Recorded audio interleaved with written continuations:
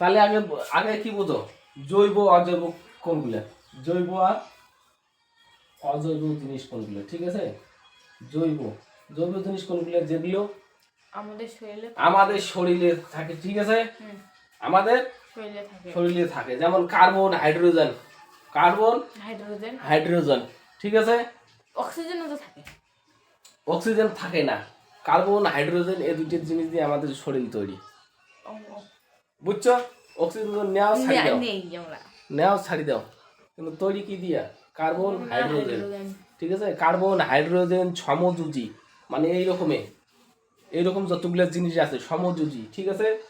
সমান যোজ্যতা অণু, ঠিক আছে? সাধারণত জীব দেহে পাওয়া যায়, যেমন কি চিনি, প্রোটিন, মিথেন, যেমন কি চিনি, প্রোটিন, মিথেন, ঠিক আছে? এগুলো কি জৈব। আর অজৈব কি?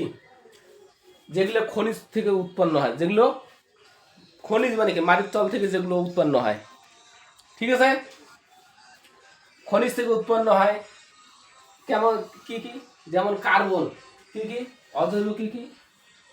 কার্বন, হাইড্রোজেন, না কার্বন তো, carbon, hydrogen, carbon, hydrogen, hydrogen, এগুলো বলে কি বন্ধন থাকে, এগুলো বন্ধন থাকে, এগুলোর বন্ধন থাকে, কার্বন হাইড্রোজেনের বন্ধন থাকে, ঠিক আছে? এগুলো মিক্স থাকে, এগুলো মিক্স থাকে, বুঝছো? যেমন লবণ, যেমন লবণ সি এ এল এল, NaCl,